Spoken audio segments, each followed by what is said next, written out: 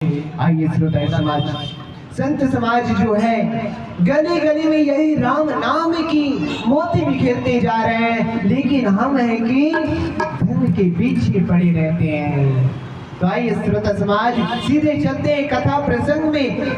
बाबा गोस्वामी तुलसीदास जी ने लिखा है कि भगवान भोलेनाथ कह रहे हैं माता पार्वती से, क्या कह रहे हैं? जैसे कि मैं यहाँ पर अभी मंच में बैठ गया कथा कहने के लिए और आप लोग बैठे हुए यहाँ नीचे चटाई में भगवान की कथा को सुनने के लिए, तो मतलब ये नहीं कि आप सुनने के लिए बैठे हैं तो आप मूर्ख हैं और मैं कथा सुना रहा हूँ तो महाविद्वान हूँ, ऐसा बिल्कुल भी नहीं है।